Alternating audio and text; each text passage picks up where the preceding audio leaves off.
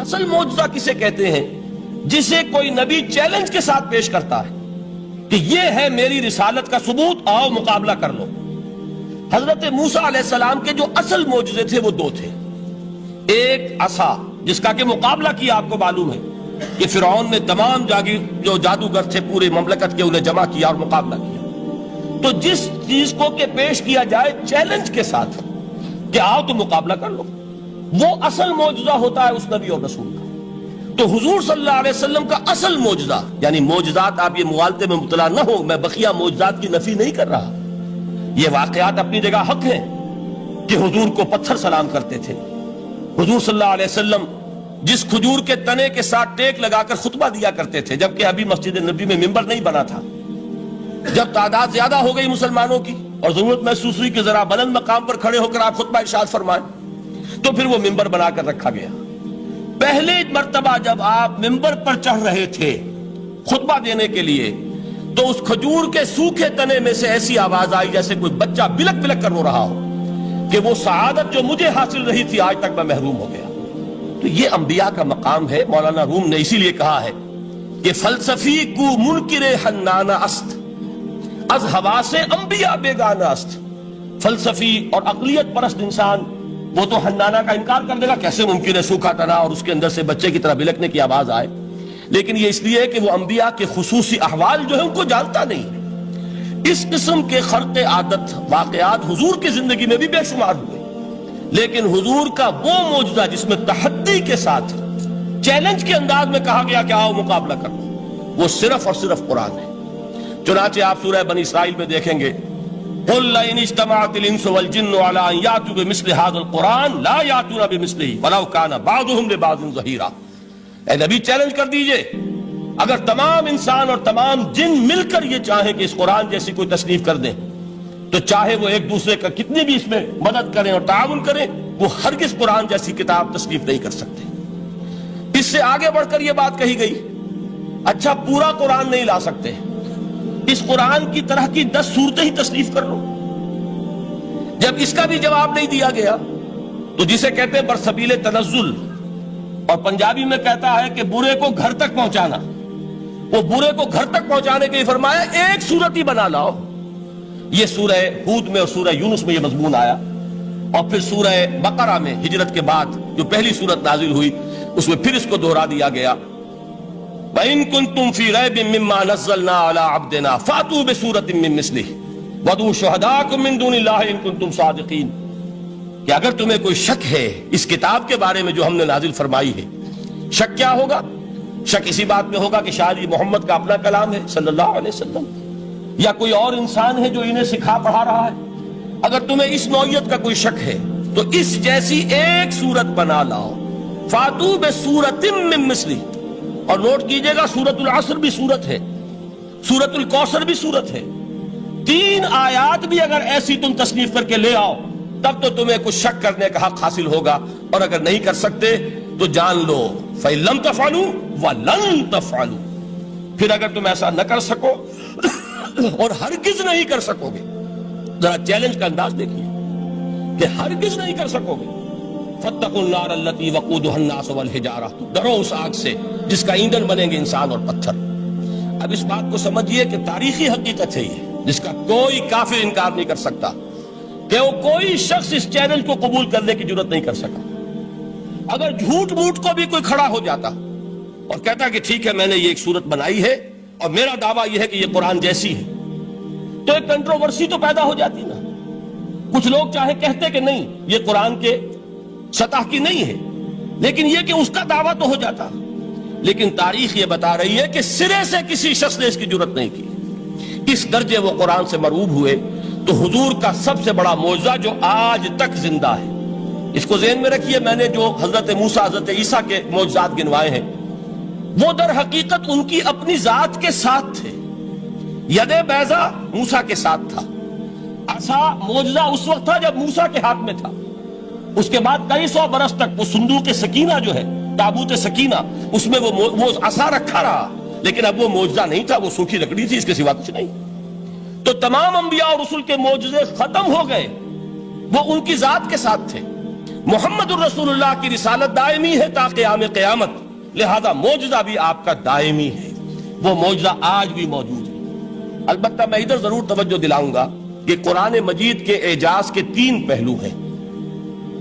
پہلا پہلو، اور زیادہ تر اسی کی طرف توجہ زیادہ ہوئی ہے، وہ ہے قرآن کی فصاحت، بلاغت، ادبیت، اس کی چاشنی۔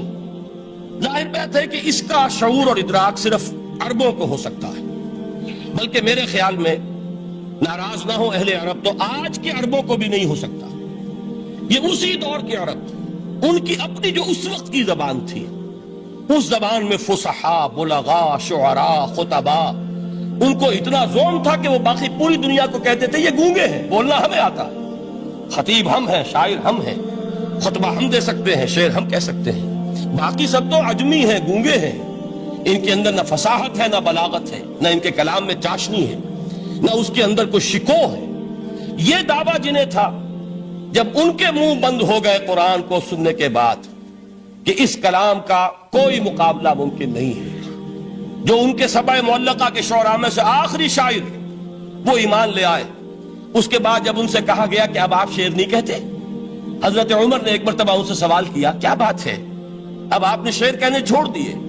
تو ان کا جواب یہ تھا اب بعد القرآن، کیا اب قرآن کے بعد بھی اس کا امکان ہے کہ کوئی شخص اپنی فصاحت اور بلاغت کا کوئی اظہار کرنا چاہے؟ یہ تو فصاحت اور بلاغت کی ایک معراج ہے کہ جس تک کہ اب کسی انسان کی رسائی ممکن نہیں۔ تو فصاحت اور بلاغت جو ہے قرآن کی اور اس کی ادبیت، در حقیقت اس کا ادراک تو ہو سکتا ہے صرف اہل زبان کو۔ ہم لوگ جو ترجموں سے پڑھتے ہیں، چاہے کتنی ہی گرامر پڑھ لیں، کتنی صرف و نحو پڑھ لیں، واقعہ یہ ہے کہ وہ جو ایک ہوتا ہے نفس پر جب انگلی آتی ہے تو جو ایک آپ کو فیل ہوتی ہے، وہ فیل ہم جو عجمی لوگ ہیں جن کی مادری زبان عربی نہیں ہے، وہ قرآن مجید کی فصاحت اور بلاغت کو اس طور سے نہیں سمجھ سکتے جیسے کہ اہل زبان سمجھ سکتے ہیں، اور خاص طور پر جیسے کہ اس زمانے کے اہل زبان نے سمجھا۔ آج چونکہ عربی زبان ویسے تو جو اس کی فصیح لینگویج ہے وہ جو کی تو اپنی اصل پر قائم ہے، اور وہ اسی قرآن کے طفیل اور قرآن کے صدقے قائم ہے، ورنہ دنیا میں کوئی دوسری زبان نہیں ہے کہ جو 1500 برس تک اتنی پیور رہ جائے، اس میں تبدیلی آتی ہے۔ خود اردو جو ہے 300 برس کی اردو، دکن کی اردو، ذرا اس کو کبھی پڑھیے تو آپ حیران ہوں گے کہ یہ اردو زبان ہے اور آج کی اردو کوئی اور ہے۔ یہ صرف 200-250 برس کے اندر یہ انقلاب اردو میں ہو چکا ہے۔ عربی زبان 1500 برس سے وہ قائم ہے اپنی اسی جگہ پر، اور وہ صرف قرآن کا اعجاز اور قرآن کا صدقہ ہے، لیکن باقی جو اصل میں بولی جانے والی زبانیں ہیں وہ بہت بدل چکی ہیں۔ لہذا تمام اہل عرب کے لیے بھی اب قرآن کے اس پہلو کو صحیح طور پر سمجھنا ممکن نہیں۔ قرآن کی جو اعجاز کے 2 پہلو ہیں، وہ ہے در حقیقت جو میری اور آپ کی توجہ کے خاص طور پر در حقیقت حقدار ہیں، اور ہمیں ان کی طرف توجہ کرنی چاہیے۔ بدقسمتی سے اس کی طرف عام طور پر علماء نے توجہ نہیں کی، اس کی صرف ادبیت ہی کا چرچا ہوتا ہے۔ اصل میں قرآن مجید علم انسانی کی معراج، فکر، فلسفہ، حکمت، قرآن کی ابدی حکمت، قرآن کا ابدی فلسفہ، قرآن انسانی مسائل کا جو حل دیتا ہے، قرآن نے سوشل سائنسز میں جس طریقے سے رہنمائی کی ہے، یہ 2 پہلو ہیں اس کے اعجاز کے، جس کی کہ آج ہمیں ضرورت ہے کہ ہم اس کا شعور اور ادراک حاصل کریں۔ اس کے ضمن میں خاص طور پر علامہ اقبال کا نام لینا چاہتا ہوں۔ میرے نزدیک اس دور میں قرآن مجید کے اس اعجاز اور اس کے ایک معجزہ ہونے کے لیے سب سے بڑی دلیل علامہ اقبال کی شخصیت ہے۔ وجہ کیا ہے کہ علامہ اقبال علماء کے طبقے میں سے نہیں تھے۔ ظاہر بات ہے کہ جن کا پورا جو ہے جن کی زندگی گزرتی ہو قال اللہ و قال الرسول میں، ان کے دلوں میں عظمت قرآن کی، ان کے دلوں میں حضور کی محبت، یہ تو سمجھیے کہ ہونی ہی چاہیے، ان کے شب و روز اسی میں گزرتے ہیں۔ لیکن یہ کہ ایک ایسا شخص جس کی تعلیم ہے کالجوں کی، یونیورسٹیوں کی، جس نے مشرق اور مغرب کے فلسفے کھنگال ڈالے، وہ شخص، اور وہ بھی اس دور میں جبکہ ہم پر مغرب سے مروبیت بہت شدید تھی۔ آج تو وہ مروبیت بہت کم ہو چکی ہے۔ آج تو ہمارا عام نوجوان جو ہے وہ آنکھوں میں آنکھیں ڈال کر بات کرتا ہے، اس میں خود اعتمادی ہے۔ ہمارا بھی اپنا ایک معاشی نظام ہے، ہمارا اپنا ایک سیاسی نظام ہے، ہمارا ایک اپنا سماجی نظام ہے، ہماری اپنی سوشل ویلیوز ہیں۔ آج کا نوجوان الحمدللہ احیاء اسلام کی وہ جد و جہد جو ہے وہ مرحلہ در مرحلہ بہرحال آگے بڑھ رہی ہے، وقت لگے گا، لیکن یہ کہ اس میں یقیناً ترقی ہوئی ہے، اسی کا مظہر یہ ہے کہ خود اعتمادی ہے. We have confidence. ہم جانتے ہیں کہ اسلام ایک دین ہے، مکمل دین ہے، اس کے پاس زندگی کے تمام مسائل کا حل ہے. لیکن یہ ہے آج 1985 کی بات. علامہ اقبال اس صدی کے آغاز میں گئے ہیں یورپ، جبکہ ہم محکوم تھے انگریز کے. ایک حاکم قوم کے ہاں جا کر، اس سے مروبیت کتنی شدید اس وقت تھی، جو جاتا تھا اکثر و بیشتر جو ہے واپس آتا تھا تو کھڑے ہو کر پیشاب کرنا ضروری سمجھتا تھا، اس لیے کہ اس نے وہاں پر لوگوں کو یہی کرتے دیکھا. ان کا لباس، ان کی وضاحت، ان کی تہذیب، ان کا تمدن، ہر طرح سے ان کے گن گاتا ہوا، ان کے لیے وہ بہت قصیدے جو ہیں تعریف کے کہتا ہوا آتا تھا. لیکن ایک علامہ اقبال کی شخصیت وہ ہے کہ وہ یہ خود کہتے ہیں کہ میں اس آگ میں ڈالا گیا ہوں مثل خلیل. مغربی تہذیب کے اس الاؤ میں مجھے اس طرح ڈالا اللہ نے جیسے کہ حضرت ابراہیم کو آگ میں ڈلوایا. میں اس تہذیب کے اس الاؤ کے اندر سے ہو کر آ رہا ہوں، اور میں نے یہ دیکھ لیا ہے کہ یہ تہذیب کھوکھلی ہے، اس کے اندر کوئی پائیداری نہیں ہے، نظر کو خیرہ کرتی ہے تب چمک تہذیب حاضر کی، یہ صناعی مگر جھوٹے نگوں کی ریزہ کاری ہے. اور دیار مغرب کے رہنے والوں، خدا کی بستی دکان نہیں ہے، کھڑا جسے تم سمجھ رہے ہو وہ اب زرے کا معیار ہوگا. تمہاری تہذیب اپنے خنجر سے آپ ہی خودکشی کرے گی، جو شاخ نازک پہ آشیانہ بنے گا لا پائیدار ہوگا. اب آپ اندازہ کیجئے وہ شخص جو بنیادی طور پر فلسفی ہے، فلسفے کا طالب علم ہے، وہ جرمنی اور انگلستان میں جا کر فلسفے کھنگالنے کے بعد اسے اگر تسکین حاصل ہوئی، اس کی جو علم کی پیاس تھی اگر اسے سیری حاصل ہوئی تو صرف قرآن کے ذریعے سے. نہ کہیں جہاں میں اما ملی، جو اما ملی تو کہاں ملی میرے جرم خانہ خراب کو تیرے عفو بندہ نواز میں. یہ وہ شخص ہے، آخری زندگی میں ان کا کام صرف ایک رہ گیا تھا، قرآن کی تلاوت. بڑے بڑے فلسفی ملنے آتے تھے علامہ اقبال سے ملنے، وہ سمجھتے تھے بڑی لائبریری ہوگی، جیسے بڑے وکیل اس کی لائبریری آپ کو معلوم ہے کتنی جلدیں رکھی ہوں گی، خوبصورت جلدیں بنی ہوئی، ایسے ہی کوئی بڑا فلسفی، بڑا پروفیسر، اس کی سٹڈی، اس کی کتابیں بڑی مروب کن ہونی چاہیے. لیکن علامہ اقبال کے ہاں سب کتابیں اٹھوا دی تھی انہوں نے، صرف ایک کتاب رہ گئی. اور سید نذیر نیازی کا نام آپ نے سنا ہوگا، انہوں نے جب یہ گواہی دی ہے، یہ واقعہ شاید آپ کے علم میں نہ آیا ہو، یہ بہت اہم واقعہ ہے. وہ یہ لکھتے ہیں کہ میں نے ایک مرتبہ علامہ سے پوچھا کہ کچھ لوگ اعتراض کرتے ہیں یا یہ خیال ظاہر کرتے ہیں کہ آپ نے اپنا فلسفہ خودی نیٹشے سے لیا ہے، کوئی کہتا ہے فلاں سے لیا ہے، کوئی کہتا ہے فلاں سے لیا ہے، کچھ آپ خود بتا سکیں گے کہ آپ کے فلسفہ خودی کی سورس کیا ہے؟ تو علامہ نے کہا کہ اچھا کل فلاں وقت آ جانا تو میں تمہیں لکھوا دوں گا، ڈکٹیٹ کرا دوں. تو سید نذیر نیازی کہتے ہیں کہ میں بہت خوش ہوا کہ یہ سعادت میرے حصے میں آ رہی ہے کہ علامہ اقبال خود مجھے تحریر کرائیں گے کہ میرے فلسفے کی سورس کیا ہے، میں نے کہاں سے اخذ کیا ہے. دوسرے روز وہ گئے، حاضر ہوئے، بڑے ہی ارمانوں کے ساتھ پینسل اور کاپی لے کر بیٹھے. علامہ نے فرمایا ذرا قرآن مجید نکال لاؤ. وہ قرآن مجید لائے، حیران ہوئے، یہ فلسفے کا سورس مجھے ڈکٹیٹ کرانے چلے تھے، یہ قرآن مجید کہہ رہے. کہا کہ ذرا سورۃ الحشر اس کا آخری رکوع، وَلَا تَكُونُوا كَالَّذِينَ نَسُوا اللَّهَ فَأَنسَاهُمْ أَنفُسَهُمْ أُولَٰئِكَ هُمُ الْفَاسِقُونَ. اے لوگوں، ان لوگوں کے مانند نہ ہو جانا جنہوں نے اللہ کو بھلا دیا تو اللہ نے انہیں اپنی خودی سے غافل کر دیا، اپنے آپ سے بیگانہ بنا دیا، یہی ہیں لوگ جو فاسق ہیں. علامہ نے کہا میرے فلسفے کی سورس یہ میں آپ کو بتانا چاہتا ہوں.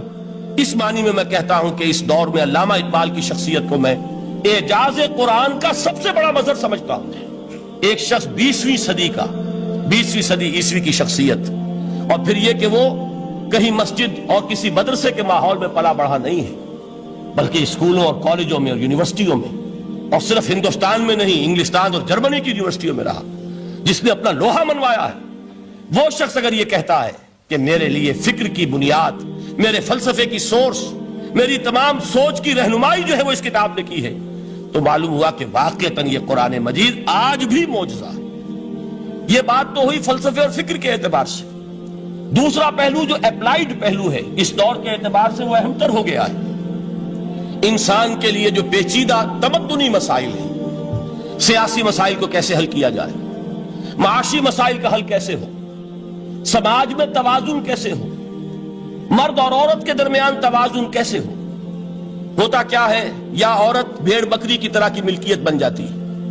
ہمارے ہاں اردو میں جو اس کا محاورہ ہے کہ جوتی کی نوک، یہ اس کی حیثیت ہو جائے گی، یا دوسری طرف عورت کلوپیٹرا بن کر قوموں کی قسمتوں سے کھیلے گی. دنیا میں یہ دو انتہائیں ہوئی. کہاں نقطہ عدل کہاں ہے؟ کیسے بیلنس جو ہے اسٹرائک کیا جائے، مردوں کے حقوق اور فرائض اور خواتین کے حقوق اور فرائض، اس میں صحیح ترین ایکویشن ہے کیا؟ اسی طریقے سے فرد اور اجتماع، فرد اور ریاست، یا تو یہ کہ انسان کی انفرادی آزادی اتنی جا رہی ہے، مادر پدر آزاد، جس کا مظہر یہ ہے کہ آج انگلستان میں دو مرد بھی میاں اور بیوی کی حیثیت سے رہ سکتے ہیں. قانون تسلیم کرے گا ہسبینڈ اینڈ وائف، ان کو وہی حقوق حاصل ہو. یہ ہے وہ آزادی. اور یا پھر یہ ہے کہ جو روس میں ہے یا دوسرے ممالک میں ہے کہ آزادی بالکل ختم، اور معلوم ہوا کہ ایک ٹوٹلیٹیرین سوسائٹی ہے، مستبدانہ نظام ہے. ان کے درمیان نقطہ عدل کہاں ہے؟ اسی طرح سرمایہ اور محنت، اگر ذرا سا سرمایہ کو چھوٹ ملتی ہے وہ مزدور کا خون چوستا ہے اور اس کا حق اس کو نہیں دیتا. اقبال نے بہت خوبصورت انداز میں کہا ہے کہ خواجہ از خون رگے مزدور سازد لال ناب، از جفائے دہ خدایاں کشت دہ کا نا خراب. انقلاب انقلاب انقلاب. ایک طرف سرمایہ دار ہے جو مزدور کی رگوں میں سے خون نچوڑ کر سرخ شراب کا پیمانہ لے کر بیٹھا ہوا ہے، وہ در حقیقت مزدور کا خون ہے جو پی رہا ہے. ایک طرف وہ زمیندار اور جاگیردار ہے جو کاشتکار کا خون جو ہے چوس رہا ہے. تو یہ انتہا ہے. اور یا یہ ہے کہ اگر ذرا آپ مزدور کو یا اس کارکن کو تھوڑا تحفظ دیجئے تو وہ کام نہیں کرتا. ہمارے ہاں پچھلے دور میں یہی ہوا تھا. میں یہ برملا کہتا ہوں، آج بھی آپ کے سامنے کہہ رہا ہوں کہ بھٹو نے واقعہ یہ ہے بہت بڑا کارنامہ سر انجام دیا تھا. اس نے مزدور کو ایک سیلف ریسپیکٹ دی تھی، کاشتکار کو اپنی عزت کا احساس دیا تھا کہ میں بھی انسان، میرے بھی حقوق ہیں. لیکن نتیجہ اس کا نیگیٹو نکلا. مزدور نے کام کرنا چھوڑ دیا، معیشت کی گاڑی ختم ہو گئی. وہ چیز کہ جو متوازن ہو، جس میں مزدور کو اس کا حق مل رہا ہو اور پسینہ خشک ہونے سے پہلے اس کی جائز مزدوری اس کو مل گئی ہو، جس میں کہ انسان کسی سرمایہ دار کی رعیت بن کر نہ رہ جائے. دوسری طرف یہ کہ سرمایہ کے لیے بھی جو اس کا صحیح ہے کہ اس کو انسینٹیو ملے، وہ میدان میں آئے، اس کے اندر رسک لینے کے جو ہے وہ صلاحیت پیدا ہو. ان دونوں چیزوں کو کیسے متوازن کیا جائے؟ واقعہ یہ ہے کہ یہ ہے وہ پیچیدہ مسائل جن کا حل قرآن میں ہے. ہماری بدقسمتی کیا ہے کہ ہم نے خود ان چیزوں کے لیے دوسروں کے سامنے جھولی پساری ہوئی. ہم دوسروں سے بھیک مانگ رہے ہیں. ہمارا حال کیا ہوا تھا اس صدی کے شروع میں؟ مصطفیٰ کمال پاشا نے جب ترکی میں اسلام کے آئلی قوانین بھی منسوخ کیے، نوٹ کیجئے اس کو، یہ اسی صدی کے وہ صدمے ہیں جو ہم نے اٹھائے ہوئے ہیں. اور گاہے گاہے باز خواہی قصہ پاری نہ رہا، تازہ خواہی داشتن گرداغ ہائے سی نہ رہا. اس صدی میں کیا نہیں ہوا؟ عربوں کی ریوولٹ ترکوں کے خلاف، ان کے پیٹھ میں جو خنجر گھونپا، اور ایک انگریز، ایک کرنل لارنس کی وہ ساری شرارت، اس کے نتیجے میں ایک عظیم مملکت عثمانیہ، سلطنت عثمانیہ، دی گریٹ آٹومان امپائر، اس کے چیتڑے اڑ گئے. اور اس کے بعد وعدے کیے تھے عربوں سے کہ ہم تمہیں حکومت دیں گے. ہوا کیا کہ ان کے چھوٹے چھوٹے ٹکڑے کیے اور تقسیم کر لیے. مغربی سامراج کا دور شروع ہو گیا. اس کا ایک رد عمل مصطفیٰ کمال پر اس درجے شدید ہوا، اس نے ہر چیز جس کا تعلق عربوں سے تھا اس کو ختم کر دیا، ملک بدر کر دیا. عربی میں اذان نہیں ہوگی، عربی میں نماز نہیں پڑھی جائے گی.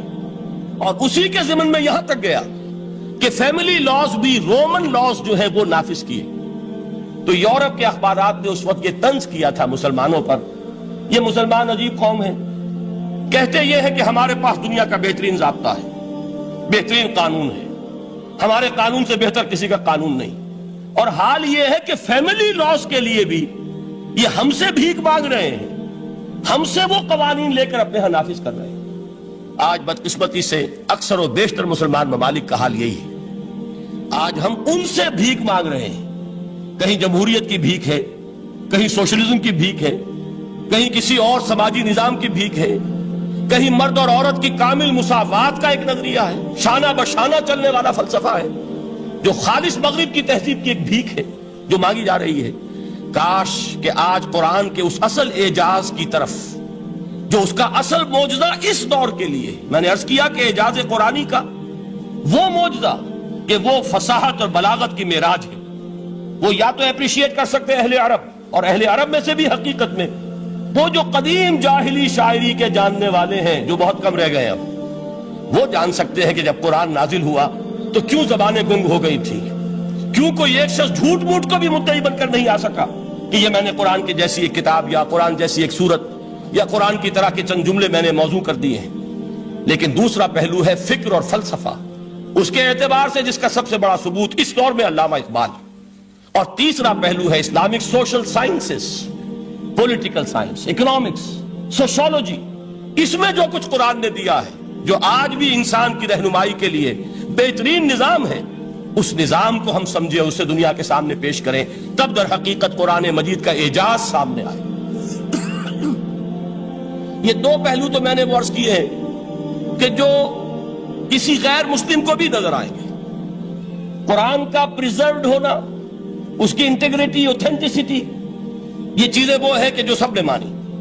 قرآن کے ذریعے تاریخ انسانی کا عظیم ترین انقلاب برپا ہونا، یہ وہ بات ہے کہ جو کسی اندھے کو بھی دیکھنی پڑتی ہے. اس حقیقت کا اعتراف دشمن کو بھی کرنا پڑتا. میں یاد دلا دوں آپ کو، ایچ جی ویلز، آپ نے نام سنا ہوگا، سائنٹیفک فکشن میں اس کا بڑا اونچا مقام ہے. لیکن اس نے تاریخ نسل انسانی پر بھی دو کتابیں لکھی، a short history of the world اور a concise history of the world. Concise history of the world میں وہ شخص حضور کے ذکر پر جب آتا ہے تو میں صرف ذکر کر رہا ہوں، نقل کفر نہ باشد، اس نے حضور کی شخصیت پر بڑے رقیق حملے کیے ہیں، بڑے گھٹیا حملے کیے.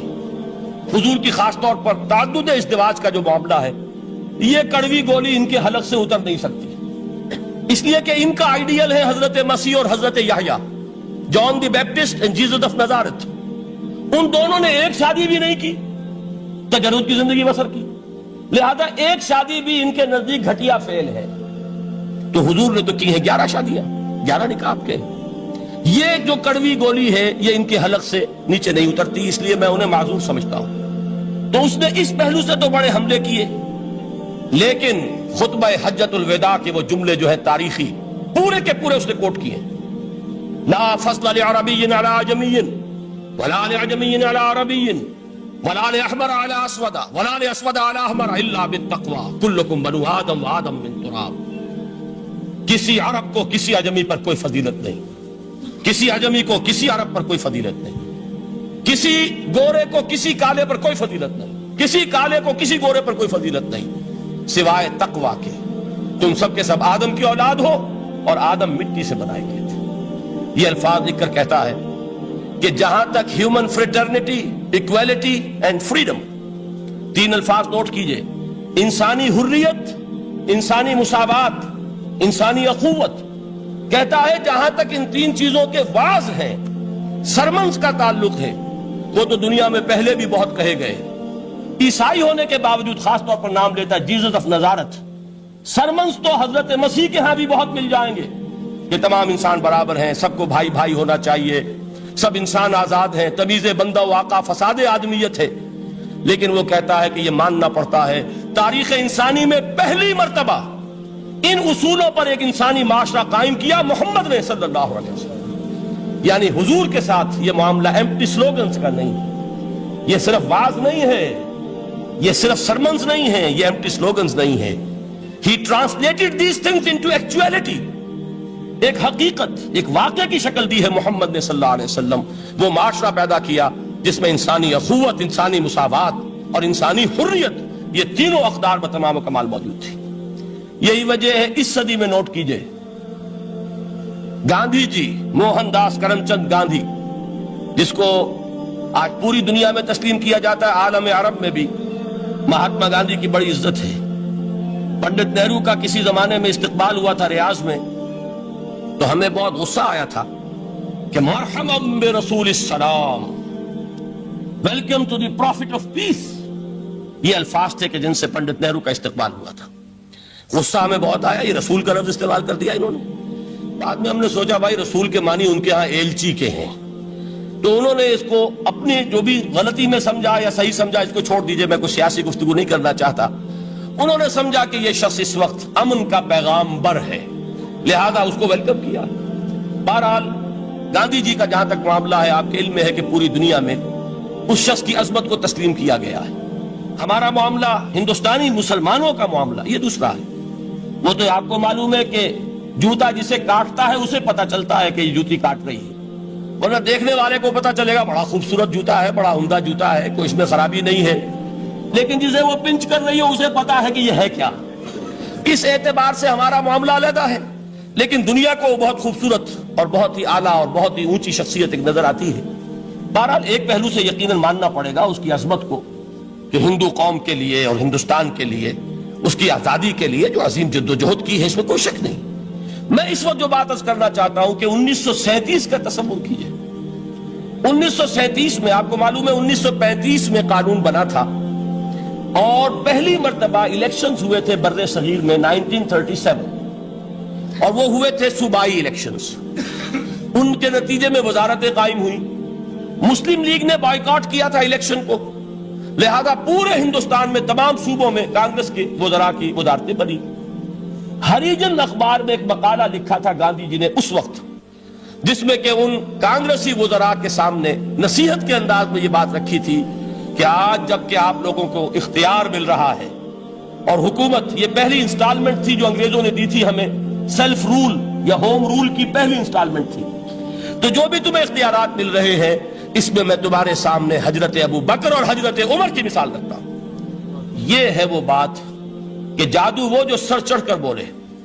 عربی میں کہتے ہیں الفضل ما شہدت بہ الاعداء، اصل فضیلت وہ ہے جس کا کہ دشمن اعتراف کرے۔ مہاتما گاندھی اگر اعتراف کر رہا ہے کہ تاریخ انسانی کی عظیم ترین شخصیتیں حکومت کی سطح پر وہ ابو بکر اور عمر ہیں، تو ابو بکر اور عمر کس درخت کے پھل ہیں؟ وہ شجرہ طیبہ، شجرہ نبوت ہے کہ جس کے پھل ہیں ابو بکر اور عمر، جن کو تربیت دی ہے محمد نے صلی اللہ علیہ وسلم۔ تو معلوم ہوا کہ یہ چیزیں وہ ہیں کہ جس کا لوہا آج دنیا مان رہی ہے، لہذا ہمیں قرآن مجید کے اعجاز کے پہلو سے ان اعتبارات سے خود بھی توجہ کرنی چاہیے اور دنیا کو بھی ادھر متوجہ کرنا چاہیے۔ اب میں تبرکاً 3 مقامات سے میں نے آیات پڑھی ہیں، قرآن مجید کی عظمت کا وہ ادراک اور شعور جو ہمیں ہو سکتا ہے، ہم وہ کہ جو قرآن کو مانتے ہیں اللہ کا کلام، ہم اس بنیاد پر سمجھے کہ اللہ نے اپنے کلام کی کیا مدح کی ہے۔ اور نمبر 2 یہ فارسی کا ایک مصرع ہے کہ قدر گوہر شاہ دانت یا بدانت گوہری، ہیرے جواہرات کی قدر و قیمت یا بادشاہوں کو معلوم ہوتی ہے جو ان میں کھیلتے ہیں، اور یا یہ کہ جوہری کو جو ان کا کاروبار کرتا ہے، جانتا ہے، پہچان ہے، پرکھتا ہے۔ عام آدمی کو کیا پتا اس کے ہاتھ پہ اگر کوئی آپ ہیرا رکھ دیں وہ سمجھے شاید کوئی کانچ کا ٹکڑا، اسے اس کے اندر کوئی فرق محسوس نہیں ہوگا۔ قدر گوہر شاہ دانت یا بدانت گوہری، کہ ہیرے جواہرات جو ہیں ان کی قدر و قیمت کا اندازہ یا بادشاہوں کو ہوتا ہے یا جوہری کو ہوتا ہے۔ تو قرآن مجید کا عظمت کا صحیح ادراک یا اللہ کو ہے یا محمد الرسول اللہ کو ہے صلی اللہ علیہ وسلم۔ باقی جو کچھ دنیا دیکھتی ہے وہ تو وہ ظاہر کا ایک پہلو ہے، وہ تاریخی حقائق ہیں جو میں نے آپ کے سامنے رکھے۔ باقی قرآن مجید کی عظمت کا کوئی صحیح ادراک ہو سکتا ہے یا وہ اللہ تعالیٰ کی زبانی اور یا ہوگا محمد الرسول اللہ صلی اللہ علیہ وسلم کے فرامین کی روح سے۔ اسی لیے میں نے 3 جگہ سے آیات پڑھی ہیں۔ ایک مقام سے سورہ رحمان کی ابتدائی 4 آیات، سورہ یونس کی 2 آیات، سورہ حشر کی 1 آیت، اور 3 احادیث نبویہ ہیں جن کا میں نے ذکر کیا ہے، اس لیے کہ تیسری جو ہے وہ بہت طویل حدیث ہے، وہ پوری میں اس وقت نہیں پڑھ سکتا تھا، اس کے صرف ابتدائی اور آخری کلمات میں نے اس وقت آپ کو سنائے۔ میں تھوڑی سی تشریح ان کی کروں گا تاکہ قرآن مجید کی عظمت کا جو نقش میرے اور آپ کے قلب پر ہونا چاہیے وہ صحیح در حقیقت ان آیات اور احادیث کی روشنی میں ہمارے دلوں پر قائم ہو جائے۔ دیکھیے قرآن مجید کی عظمت یہ کلام ہے، اس کی کلام کی عظمت کا پہلا پہلو ہے متکلم کی عظمت کے اعتبار سے۔ عربی میں کہا جاتا ہے کہ کلام الملوک ملوک الکلام ہے، بادشاہوں کا کلام کلاموں کا بادشاہ ہوتا ہے۔ بادشاہ جب گفتگو کرے گا معلوم ہوگا شاہانہ انداز ہے، ایک کوئی بھکاری گفتگو کرے گا یا کوئی گجرا گفتگو کرے گا، سبزی فروش کرے گا، کوئی مچھلی فروش کرے گا، ہر ایک کا پتہ چل جائے گا کہ کون بولا، وہ جس کو کہتے ہیں کہ تانت باجی راگ پایا۔ 2 جملے کوئی شخص بولے گا پتہ چل جائے گا کتنے پانی میں ہے، اس کے علم کا، فضل کا، تہذیب کا، تمدن کا کیا معیار ہے۔ اس لیے کہ کلام جو ہے در حقیقت متکلم کی پوری شخصیت کی عکاسی کرتا ہے. اس کا مقام کیا ہے، اس کا مرتبہ کیا ہے، اس کے ذہن کی بلندی کیا ہے، اس کے فکر کی گہرائی کیا ہے، اس کے افق ذہنی کی وسعت کیا ہے، اس سب کا اندازہ ہوگا کلام سے. تو اب یہ کلام ہے اللہ کا. معلوم ہوا کہ اللہ کی صفات کا ایک کامل عکس قرآن مجید میں موجود ہے. یہ بات سمجھیے. اس کو قرآن نے کس طرح بیان کیا؟ یہ وہ لطیف حقائق ہیں جن کے لیے قرآن مجید تمثیل کا پیرایا اختیار کرتا ہے. اب سورہ حشر کی تمثیل کیا ہے؟ لو انزلنا هذا القرآن على جبل، اگر ہم نے اس قرآن کو کسی پہاڑ پر اتار دیا ہوتا، لرأيته خاشعا متصدعا من خشیت اللہ، تم دیکھتے اس پہاڑ کو کہ اللہ کی خشیت سے دب جاتا اور پھٹ جاتا. وَتِلْكَ الْأَمْثَالُ نَضْرِبُهَا لِلنَّاسِ لَعَلَّهُمْ يَتَفَكَّرُونَ. اور یہ مثالیں ہیں جو ہم لوگوں کے لیے بیان کرتے ہیں تاکہ وہ تفکر سے کام لیں، غور و فکر کریں. اگر میں اور آپ قرآن کی عظمت سے واقف نہیں ہوں گے، اس بات کو نوٹ کر لیجئے، تو میں اور آپ اپنا وقت کیسے صرف کریں گے اس کے لیے؟ انسان کا ایٹیٹیوڈ بڑا یوٹیلیٹیرین ہے آج کے انسان کا خاص طور پر. وہ کسی ایسے ہی کام کے لیے وقت لگائے گا جس میں اس کے لیے فائدہ ہو، اور اس فائدے کی چیز اگر نہیں ہے تو اس کی طرف متوجہ نہیں ہوگا. اگر قرآن مجید کی عظمت کا ہمیں ادراک ہو جائے تو ہم اپنا پورا وقت اس کے لیے وقف کر دیں گے، اس کو سمجھیں گے، اس کی گہرائیوں میں غوطہ زنی کریں گے. جیسے اقبال نے کہا کہ قرآن میں ہو غوطہ زن اے مرد مسلمان. لیکن اگر یہ کہ اس کی عظمت کا ادراک نہ ہوا تو بس یہ کہ کبھی اتفاق ہو گیا کہ کھول لیا اور اس کو پڑھ لیا، پڑھ بھی لیا بغیر سمجھے، اور اس کا ثواب کسی اور کو پہنچا دیا. وہ آج حصول ثواب بھی نہیں رہا، ایصال ثواب ہی رہ گیا. ورنہ یہ کہ بہرحال علامہ اقبال نے جو اس پر پھپتی چست کی ہے کہ بآیا تشترا کارے جزی نیست کہ از یاسین او آساں بمیری. اس قرآن کی عظیم آیات سے اے مسلمان آج تیرا سروکار صرف اتنا رہ گیا ہے کہ کوئی شخص مر رہا ہو، عالم نزا میں ہو، تو اس کو یاسین سنا کر اس کی جان جلدی سے نکال دو، آسانی سے نکل جائے. بس یہ سروکار رہ گیا. میں یہ نہیں کہتا کہ نہ پڑھی جائے، حضور نے فرمایا ہے پڑھنی چاہیے، لیکن صرف یہ نہیں ہے اس کا مصرف. یہ تو انسانی زندگی کی رہنما کتاب بن کر نازل ہوئی ہے. اس کے اوپر اس اعتبار سے توجہ تم نہیں کر رہے ہو، بلکہ تمہاری اس کے ساتھ جو ہے دلچسپی صرف اتنی رہ گئی ہے. تو پہلی بات یہ کہ یہ سمجھیے کہ قرآن نے یہ تمثیل اختیار کی اپنے عظمت کے بیان کے لیے. اگر ہم نے اس قرآن کو پہاڑ پر اتار دیا ہوتا تو تم دیکھتے کہ وہ پھٹ جاتا اور دب جاتا. اب اس کو سمجھیے، القرآن یفسر بعضہ بعضا، قرآن کا ایک حصہ دوسرے حصے کی تفسیر کرتا ہے.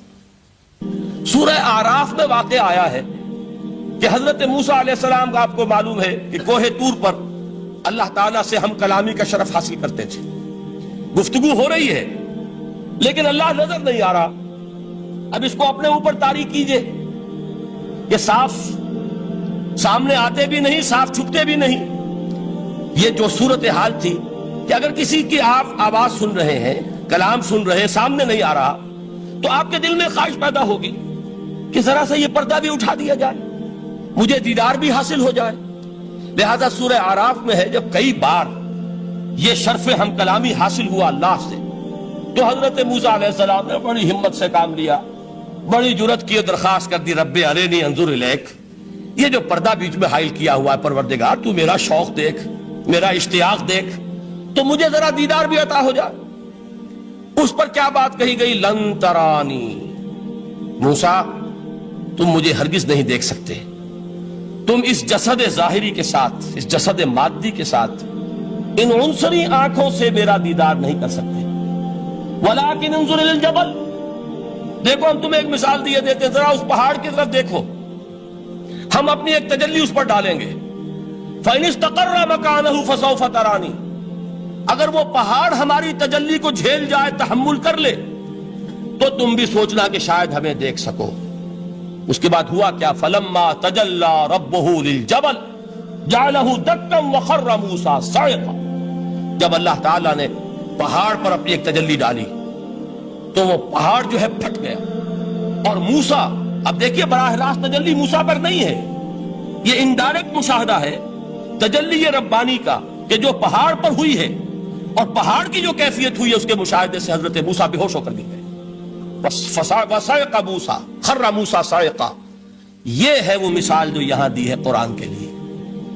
لَوْ أَنزَلْنَا هَذَا الْقُرْآنَ عَلَىٰ جَبَلٍ لرأيته خاشعا متصدعا من خشیت اللہ. نتیجہ کیا نکلا؟ انفر کیجئے، استدلال، استنتاج. نتیجہ یہ نکلا کہ جو تاثیر تجلی ذات ربانی کی ہے وہی تاثیر کلام ربانی کی ہے. صرف یہ ہے کہ ہمیں اس کا شعور نہیں، ہمیں اس کا ادراک نہیں. یہ بالکل ذات کی تجلی کی جو تاثیر تھی وہی قرآن خود بیان کر رہا ہے کہ اس کلام ربانی کی. اس کو بھی علامہ اقبال نے خوب کہا ہے، فاش گویم آنچ در دل مزمرست، صاف کہہ دیتا ہوں جو کچھ میرے دل میں ہے. این کتابیں نیست چیزیں دیگر است. اسے کتاب نہ سمجھ بیٹھنا قرآن کو، یہ کتاب نہیں ہے، کچھ اور ہے. کچھ اور کیا ہے؟ مثل حق پنہاؤ ہم پیداستو، زندہ پائندہ گویاستو. یہ تو جیسے اللہ تعالیٰ کی ذات ہے، مثل حق، ذات حق سبحانہ و تعالیٰ کی طرح یہ زندہ ہے، پائندہ ہے. مثل حق، پائندہ گویاستو، یہ جو ہے زندہ ہے، یہ متکلم ہے، کلام نہیں ہے. کل صفات ربانیہ جو ہیں ظاہر اور باطن، مثل حق پنہا، ظاہر و پنہا، اور حی و قیوم جیسے اللہ کی ذات ہے، وہی صفات اس کلام کی ہیں. اور اس کے بعد وہ شعر آیا تھا جو میں پہلے سنا چکا ہوں، چوں بجاں در رفت جاں دیگر شود. جب یہ قرآن کسی انسان کے اندر سرایت کر جاتا ہے، اس کے دل پر نازل ہوتا ہے. دیکھیے یہ الفاظ آپ کو کہیں اور نہیں ملیں گے. میرے نزدیک جہاں علامہ اقبال اس دور میں قرآن کی عظمت کا سب سے بڑا ثبوت ہے، وہاں عظمت قرآنی کے سب سے زیادہ واقف اور اس کا سب سے زیادہ شعور رکھنے والے بھی علامہ اقبال. یہ الفاظ آپ کو کہیں نہیں مل سکیں گے کہ مثل حق پنہاؤ ہم پیداستو، زندہ پائندہ گویاستو، چوں بجاں در رفت جاں دیگر شود، جاں چو دیگر شد جہاں دیگر شود. جب یہ انسانوں کے اندر سرایت کر جاتا ہے، ان کے اندر ایک انقلاب آ جاتا ہے، اور یہ اندر کا انقلاب ہے جو ایک عالمی انقلاب کا پیش خیمہ بنتا ہے. آپ آرڈیننس کے ذریعے سے نمازیں پڑھوائیں گے تو پھر نماز وہی پڑھی جائے گی جو آفس ٹائم میں آئے گی. باقی اور کیوں پڑھیں گے؟ وہ تو آرڈیننس کے ذریعے سے پڑھائی جا رہی ہے نا. اس کا حشر تو وہ ہوگا جو ہمارے ہاں دیکھا جا چکا ہے. اور اس وقت بھی، اس زمانے میں نے یہ سنا ایک جگہ کہ کلاس 4 امپلائیز جو ہیں، وہ شروع میں جب آرڈیننس نافذ ہوا تھا ہمارے ہاں تو دفتروں میں بڑا اہتمام ہوا. آفیسرز نے خاص طور پر بڑے اہتمام سے ظہر کی نماز پڑھنی شروع کی. لیکن مجھے بتایا گیا کہ کلاس 4 امپلائیز جو ہیں ہمارے، یہ ڈرائیورز ہیں، پی-انز ہیں، یہ کھڑے ہنستے رہتے ہیں، شریک نہیں ہوتے. میں نے ان سے کہا وہ اس لیے کہ انہیں معلوم ہے کہ آپ بھی تو یہی پڑھ رہے ہیں صرف نماز. باقی آپ کے ڈرائیور سے اور آپ کے خانسامہ سے یہ بات چھپی ہوئی نہیں ہے کہ عصر آپ نے بھی نہیں پڑھنی، یہ صرف زور ہے جو آپ پڑھ رہے ہیں. تو یہ اصل میں اندر کا انقلاب جب تک نہ آئے، باہر کا ٹھوسا ہوا انقلاب، وہ تو جب پریشر ہٹ جائے گا تبدیلی ختم ہو جائے گا. چوں بجاں در رفت جاں دیگر شود، اندر انقلاب آئے. جب اندر تبدیلی ہو جائے گی، اب انسان کا پورا وجود بدلے گا. پھر اس کے اندر سے تبدیلی جو ہے وہ ابھرے گی، اسے کسی خارجی دباؤ کی ضرورت نہیں ہوگی. جہاں جو دیگر شد جہاں دیگر شود. اور جب انسانی شخصیتوں کے اندر یہ انقلاب اندر سے آتا ہے تو پھر وہ عالمی انقلاب بنتا ہے. جیسے کہ محمد رسول اللہ کا انقلاب. واقعہ یہ ہے کہ اگر جوش کانسپیریسی، عبداللہ ابن سبا کی سازش اگر کامیاب نہ ہو گئی ہوتی اور مسلمانوں کے اندر آپس کا اختلاف اور سرپھٹول نہ ہو جاتا، جو حضرت عثمان کی شہادت، پھر حضرت علی کی شہادت رضی اللہ تعالی عنہما، اور حضرت علی کی دوران خلافت یہ آپس کے جو جنگیں ہوئی، جنگ جمل، جنگ صفین، جنگ نہروان، اگر یہ نہ ہوئی ہوتی تو جس سپیڈ کے ساتھ اور رفتار کے ساتھ انقلاب محمدی کی توسیع ہو رہی تھی علی صاحب الصلاۃ والسلام، کوئی طاقت دنیا میں نہیں تھی. اقبال نے اس کا بھی نقشہ کھینچا ہے کہ تھمتا نہ تھا کسی سے سیل رواں ہمارا. وہ سیل رواں تھا، کوئی روکنے والا نہیں تھا. انٹرنل سیبوٹاج وہ ہے کہ جس نے اس انقلاب کا راستہ روکا. تو واقعہ یہ ہے کہ وہ اندرونی انقلاب حضور نے برپا کیا قرآن کے ذریعے صحابہ میں. اندر سے جو انقلاب تھا اس نے عرب میں ایک انقلاب کی شکل اختیار کی. اور یہ انقلاب جو ہے اتنی اپنے اندر قوت رکھتا تھا، اتنی پوٹینشیلٹی تھی اس کی کہ وہ 20 برس کے اندر کہاں آکسس دریائے جیہوں، کہاں اٹلانٹک. تصور تو کیے، تاریخ میں اس سے پہلے اتنی بڑی کوئی مملکت قائم ہوئی نہیں. کہاں یمن اور کہاں ایشیا کوچک، ایشیا مائنر ٹرکی، یہاں سے وہاں اور وہاں سے یہاں. اتنی عظیم مملکت حضرت عثمان رضی اللہ تعالیٰ عنہ کے عہد خلافت میں ہو چکی تھی. یہ بات اگر یہ چلتا معاملہ آگے تو کوئی قوت اب نہیں رہی تھی. سلطنت روما ختم ہو چکی تھی, سلطنت کسرا ختم ہو چکی تھی, پرختے اڑ گئے تھے. اب کون سی طاقت رہ گئی تھی جو سیلاب کا راستہ روکتی؟ یہ وہ یہودی سازش ہے جس نے اندر سے سیبوٹاج کیا. بہرحال یہ ہے انقلاب محمدی کا طریقہ, اندر سے تبدیلی. اسی کو علامہ اقبال نے کہا ہے, تیرے ضمیر پہ جب تک نہ ہو نزول کتاب, گرہ کشا ہے نہ راضی نہ صاحب کشاف. یہ قرآن اب بھی تم ایسے محسوس کرو کہ جیسے تمہارے دل پر نازل ہو رہا ہے. اور مجھے یاد آیا امام ابن قیم رحمت اللہ علیہ, ان کا ایک بڑا پیارا جملہ ہے. وہ کہتے ہیں قرآن کے بعض پڑھنے والے ایسے ہیں کہ جب وہ قرآن کو پڑھتے ہیں تو یوں محسوس کرتے ہیں کہ قرآن مصحف میں لکھا ہوا نہیں ہے, ان کے اپنے دل کے اوپر کندہ ہے, دل کے اوپر سے پڑھ رہے ہیں. یعنی اتنی کامل مطابقت وہ محسوس کرتے ہیں, اپنی فطرت, ہیومن نیچر اور قرآن کے اندر اتنی مطابقت ہے. اس طرح وہ ٹیلی کرتے ہیں ایک دوسرے کے ساتھ کہ محسوس ہوتا ہے کہ وہ کتاب ان صفحات میں لکھی ہوئی نہیں ہے بلکہ لوح قلب پر لکھی ہوئی ہے کہ جہاں سے وہ انسان اسے پڑھ رہا. تو پہلی بات تو قرآن مجید کی اس آیت کے حوالے سے اس پہلو سے ہمارے سامنے آئی کہ جو تاثیر ہے ذات ربانی کی تجلی کی, وہی تاثیر ہے اس قرآن مجید کی, بشرطے کہ ہمارے دل جو ہیں وہ کچھ اپنے اندر اس استعداد اور صلاحیت کو پیدا کر لیں. دوسرا مقام ہے سورہ یونس کا. اب کسی کلام کی عظمت کا دوسرا پہلو ہو سکتا ہے اس کی افادیت کے اعتبار سے, اس سے فائدہ کیا ہوگا نوع انسانی کے لیے. دیکھیے دو آیات, یہ عظیم خزانے ہیں عظمت قرآن کے. سورہ یونس میں یا ایھا الناس, اے لوگو, قد جاءتکم موعظۃ من ربکم وشفاء لما فی الصدور وہدی ورحمۃ للمؤمنین. 4 الفاظ نوٹ کر لیجئے. اے لوگو, آ گئی ہے تمہارے پاس وہ چیز تمہارے رب کی طرف سے جو موعظہ ہے. موعظہ کسے کہتے ہیں؟ نصیحت. اس بات کو ذرا سمجھ لیجئے ترتیب کیا ہے. نصیحت اسے کہتے ہیں, جی رہا نہیں جا رہا, میں نے اس کی ترتیب بدلی ہوئی ہے. مجھے یاد دلایا ایک صاحب نے کہ سورہ رحمان کی ابتدائی آیات کا بیان تو رہ گیا, وہ رہا نہیں, میں نے پڑھا کسی اور ترتیب سے تھا, بیان کسی اور ترتیب سے کر رہا ہوں. پڑھنے میں 4, 2 اور 1, اور اب جو میں بیان کر رہا ہوں پہلے ایک آیت سورہ حشر کی جو بیان کی, اب 2 آیات ہیں سورہ یونس کی. لوگوں, تمہارے پاس آ گئی ہے تمہارے رب کی طرف سے موعظت, اور تمہارے سینوں کے اندر جو روگ ہیں ان کے لیے علاج. توجہ کیجئے گا, ہم نے قرآن کو کیا سمجھا ہے؟ صرف ایک مقدس کتاب, ایک حصول ثواب یا ایصال ثواب کا آلہ. قرآن ہے کیا؟ نمبر 1 موعظہ. موعظہ کسے کہتے ہیں؟ وعظ اسے کہتے ہیں وہ بات جس سے دل نرم ہو جائے, دل کے اندر گداز پیدا کرنے والی شے. وجہ کیا ہے؟ اعلیٰ سے اعلیٰ حکیمانہ بات کسی سے کہی جائے, دل سخت ہے, اثر نہیں ہوگا. ایک کرسٹ آ جاتا ہے انسان کے دل کے اوپر, جیسے کہ یہود کے علماء کے بارے میں فرمایا گیا ثم قست قلوبکم فہی کالحجارۃ او اشد قسوۃ وان من الحجارۃ لما يتفجر منه الانہار وان منها لما يهبط من خشیۃ اللہ وان منها لما يشقق فيخرج منه الماء. اے لوگوں, پھر تمہارے دل سخت ہوتے چلے گئے, پھر وہ پتھروں کے مانند سخت ہو گئے, بلکہ ان سے بھی زیادہ سخت, اس لیے کہ پتھروں میں تو وہ بھی ہوتے ہیں کہ جو اللہ کے خوف سے گر جاتے ہیں, پتھروں میں وہ بھی ہوتے ہیں کہ جو اللہ کی خشیت سے پھٹ جاتے ہیں, ان میں سے پانی بہ نکلتا ہے. پتھر تو اس طرح کے ہیں, لیکن انسان کا دل جب سخت ہو جائے, جب پتھر بن جائے, تو کوئی شے دنیا کی اس کی سختی کا مقابلہ نہیں کر سکتی. پہلے اس سختی کو نرم کریں گے, جیسے زمین ہے چٹیل زمین, اس زمین کے اندر ہل چلے گا تو بارش جو ہے فائدہ دے گی. اس کو آپ زمین کو نرم کرتے ہیں تاکہ وہ بارش کو جذب کرے, ورنہ چٹیل زمین ہے سخت, وہ پانی بہ جائے گا اور وہ زمین کے اندر جذب نہیں ہوگا. تو پہلا لفظ استعمال کیا موعظہ. یہ قرآن واعظ ہے, نصیحت ہے, دلوں کو نرم کرتا ہے. دلوں پر جو کرسٹ آ گیا ہے سخت, اسے توڑتا ہے, اس میں ہل چلاتا ہے. پھر کیا کرتا ہے؟ پھر جب یہ جذب ہوتا ہے, شفاء لما فی الصدور, جو سینے کے روگ ہیں ان کے لیے شفا ہے.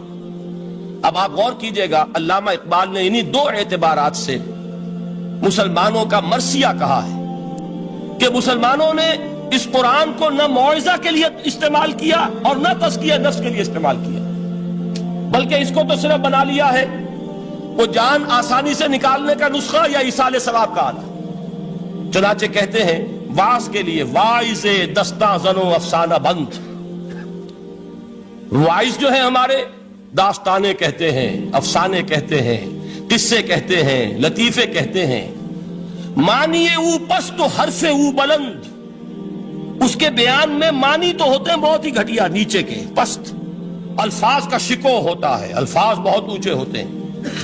از خطیب و دیلمی گفتارے او با ضعیف و شاذ و مرسل کارے او، سارا باز و نصیحت جو ہو رہا ہے وہ ضعیف حدیثوں کے ذریعے سے، ضعیف روایات بخاری کی ہو، مسلم کی ہو، ترمذی کی ہو، ابن ماجہ کی ہو۔ کہاں خطیب بغدادی اور دیلمی وہ کتابیں کہ جن کی کوئی سند نہیں ہے، وہاں کی روایات کے ذریعے سے لوگوں کو تذکیر کرنے کی کوشش کر رہے ہیں۔ با ضعیف و شاذ و مرسل کارے او، ضعیف روایات، شاذ روایات، مرسل روایات جن کا سلسلہ روایت محمد الرسول اللہ تک متصل نہیں ہے، اس کے ذریعے سے کر رہے ہیں، حالانکہ موعظہ، سب سے بڑا موعظہ یہ قرآن تھا۔ قرآن کہتا ہے خود فذکر بالقرآن من یخاف وعید، اے محمد صلی اللہ علیہ وسلم آپ اس قرآن کے ذریعے نصیحت کیجئے، یہ قرآن ہے جو دلوں کی سختی کو ختم کرے گا، گداز پیدا کرے گا۔ دوسری طرف علامہ اقبال کیا کہتے ہیں کہ جہاں تک ہمارے ہاں جو بھی تصوف کے معروف حلقے ہیں، صوفیاء حق کی بات نہیں کہہ رہا، وہاں قوالی ہو رہی ہوگی تو حال آ جائے گا۔ صوفی پشمینہ پوش حال مست، از شراب نغمہ قوال مست، قوال سے جو کچھ مل رہا ہے، حال آ رہا ہے، مستی آ رہی ہے، کیف اور سرور حاصل ہو گیا ہے۔ صوفی پشمینہ پوش حال مست، از شراب نغمہ قوال مست، لیکن یہ کہ اس کی محفل میں در نمی سازت بقرآن محفلش، اس کی محفل میں قرآن کا کہیں گزر نہیں ہے۔ جبکہ محمد الرسول اللہ صلی اللہ علیہ وسلم کی بھی ایک محفل ہوتی تھی، محفل سماع۔ وہ محفل سماع کیا تھی؟ حضور صحابہ سے فرمائش کر کر کے قرآن سنتے تھے۔ حضرت عبداللہ ابن مسعود رضی اللہ تعالیٰ عنہ کی روایت موجود ہے کہ مجھے ایک مرتبہ حکم دیا حضور نے کہ قرآن سناؤ۔ میں نے عرض کیا حضور آپ کو سناؤں؟ آپ پر تو نازل ہوا ہے۔ تو حضور نے فرمایا نہیں، مجھے کسی اور سے سن کر کچھ اور لطف حاصل ہوتا ہے۔ اب امتثال امر میں حضرت عبداللہ ابن مسعود رضی اللہ تعالیٰ عنہ نے سورہ نساء پڑھنی شروع کی۔ 41ویں آیت پر پہنچے، چشم تصور سے دیکھیے کہ حضور بھی تشریف فرما ہے، صحابہ کرام کی محفل ہے، اور صحابہ کیسے بیٹھا کرتے تھے ادب کے ساتھ۔ ایک روایت میں الفاظ آئے ایسے بیٹھتے تھے ساکت و صامت ہو کر، بالکل خاموش، سکون، ساکن اور ساکت اور صامت، کہ جیسے ان کے سروں پر پرندے بیٹھے ہیں کہ ذرا جنبش کریں گے تو پرندہ اڑ جائے گا، اس ادب کے ساتھ۔ تو وہ محفل جو ہے حضور صلی اللہ علیہ وسلم کی، اور ایک صحابی حضرت عبداللہ ابن مسعود گردن نیچی کیے ہوئے ہیں اور قرآن پڑھتے چلے جا رہے ہیں۔ جب اس آیت پر پہنچے فَكَيْفَ إِذَا جِئْنَا مِن كُلِّ أُمَّةٍ بِشَهِيدٍ وَجِئْنَا بِكَ عَلَىٰ هَٰؤُلَاءِ شَهِيدًا، کیا ہوگا اس دن جس دن کہ ہم ہر امت پر ایک گواہ کھڑا کریں گے، اور اے نبی آپ کو گواہ بنا کر لائیں گے ان کے خلاف۔ آپ کو یہ ٹیسٹیفائی کرنا ہوگا کہ اللہ تیرا جو کلام میرے پاس آیا تھا میں نے پہنچا دیا تھا، اب ان کی ذمہ داری ہے، they are accountable, they are responsible۔ اس پر حضور نے فوراً فرمایا حسبک حسبک، بس کرو بس کرو۔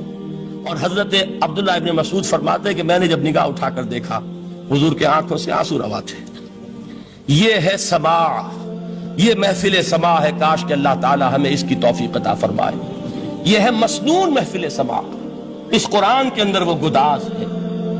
آیا کہ نہیں 7ویں پارے کی بالکل آغاز میں وَإِذَا سَمِعُوا مَا أُنزِلَ إِلَى الرَّسُولِ تَرَىٰ أَعْيُنَهُمْ تَفِيضُ مِنَ الدَّمْعِ مِمَّا عَرَفُوا مِنَ الْحَقِّ يَقُولُونَ رَبَّنَا آمَنَّا فَاكْتُبْنَا مَعَ الشَّاهِدِينَ۔ تو یہ ہے دوسری چیز کہ در حقیقت تزکیہ نفس کا ذریعہ یہ قرآن ہے۔ سینوں میں جو روگ ہیں، حب دنیا، حب مال، حب شہرت، حب اقتدار، جس کو کہ ایڈلر کہتا ہے دی ارج ٹو ڈومینیٹ، میرا غلبہ ہو، میرا تسلط ہو، میں نمایاں ہو جاؤں، میری حکومت بن جائے، اختیار میرے ہاتھ میں آ جائے، دی ارج ٹو ڈومینیٹ۔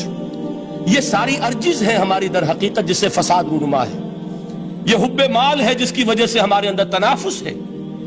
الہاکم التکاثر حتی زرتم المقابر، یہ کثرت اور بہتات کی طلب تمہیں غافل کیے رکھتی ہے یہاں تک کہ قبروں تک جا پہنچتے ہو، آنکھ انسان کی کھل نہیں پاتی۔ جس کے پاس 10 نسلوں کے لیے کھانے کو موجود ہے، اس کی بھی حرص جو ہے اور مزید کا لالچ جو ہے وہ ختم نہیں ہوتا۔ یہ چیزیں ہیں اصل روگ، ان دلوں کے روگوں کا اور سینوں کے اندر کے ان امراض کا علاج قرآن ہے۔ یا ایھا الناس قد جاءتکم موعظۃ من ربکم وشفاء لما فی الصدور۔ اب جب یہ دو چیزیں ہو جائیں گی، اب تیسرا لفظ ہے ہدن۔ ہدایت بیکار ہے جب تک دل میں گداز نہ ہو، ہدایت بیکار ہے جب تک کہ نیت درست نہ ہو۔ کوئی شخص بڑا عالم ہے لیکن اپنے علم کو اس نے ذریعہ بنایا ہے دنیا کمانے کا، تو در حقیقت یہ قرآن اس کے حق میں ہدایت نہیں ہے، اس کے حق میں عذاب خدا بندی کا ذریعہ بن رہا۔ حضور نے خود فرمایا القرآن حجت لک او علیک، یہ قرآن یا تمہارے حق میں حجت ہے یا تمہارے خلاف حجت بنے گا قرآن کے قیامت کے دن۔ اس لیے کہ ایک شخص اس کو دنیا کمانے کا ذریعہ بنا رہا ہے، ایک شخص اس کو شہرت کے حصول کا ذریعہ بنا رہا ہے، ایک شخص علم کو ذریعہ بنا رہا ہے دنیا میں نمایاں ہونے کا، اپنی تعریف کا۔ حضور نے فرمایا کہ قیامت کے دن سب سے پہلے 3 افراد کا معاملہ پیش ہوگا عدالت خداوندی میں۔ ایک وہ جو بڑا عالم سمجھا جاتا تھا، اس سے بڑا علم پھیلا۔ دوسرا وہ جو بہت صاحب ثروت تھا، اس نے بہت خیرات کے کاموں میں پیسہ لگایا۔ تیسرا وہ جو دنیا میں شہید سمجھا جاتا تھا کہ اللہ کی راہ میں جنگ کرتے ہوئے جان دیا۔ اللہ ان تینوں سے جو اس کو نعمتیں دی تھی ان کا ذکر کر کے پوچھے گا کہ میں نے تمہیں یہ دیا، تمہیں یہ دیا، تمہیں یہ دیا، تم کیا کر کے لائے؟ وہ شہید کہے گا کہ اللہ میں نے تیری راہ میں جنگ کی اور اپنی جان دے دی تاکہ تو راضی ہو جائے۔ اللہ فرمائے گا کذبت، تو نے جھوٹ بولا، انک قد قاتلت لئن یقال جریء، تو نے تو یہ جنگ اس لیے کی تھی کہ کہا جائے کہ بڑا جری ہے، بڑا بہادر ہے۔ یہ لوگوں سے بہادری کے تمغے لینا تمہارا مقصود تھا۔ وقد قیل، وہ کہا جا چکا ہے، اب یہاں تمہارے لیے کچھ نہیں۔ اور فرشتوں کو حکم ہوگا اور وہ اوندے منہ اس کو گھسیٹتے ہوئے جہنم میں جھونک دیں۔ دنیا میں شہید سمجھا جا رہا ہے، آخرت میں جہنمی ہے۔ یہی حال اس عالم کا ہوگا، یہی حال اس دولت مند کا ہوگا۔ تم نے یہ علم پھیلایا تھا کہ تمہارے علم کا چرچا ہو جائے، تمہاری شہرت ہو جائے، لوگ تمہاری دستبوسی کرنے لگیں، لوگ تم سے جھک کر ملیں۔ وہ دنیا میں ہو گیا، تمہارا مطلوب مل چکا، تمہارا مقصود حاصل ہو چکا، اب یہاں کچھ نہیں۔ تو جان لیجئے کہ جب تک دلوں کے روگ درست نہ ہوں، علم بیکار ہے، ہدایت قطعاً غیر مفید ہے۔ پہلے دلوں کا کرشٹ اترے، اس کی سختی دور ہو، یہ ہے موعظہ۔ دلوں کے اندر سے حب جاہ، حب دنیا، حب مال نکلے، یہ ہے تزکیہ۔ شفاء لما فی الصدور، اب ہدایت خداوندی، اب راستہ آپ دیکھیں گے اور اس راستے پر چلیں گے۔ یہ ہدایت جو ہے دنیا میں، یہی آخرت میں رحمت کی شکل میں ظاہر ہوگی۔ جنہوں نے اس قرآن کی ہدایت سے فائدہ اس دنیا میں اٹھایا، آخرت میں رحمت خداوندی کی بدلیاں ان پر سائے کریں۔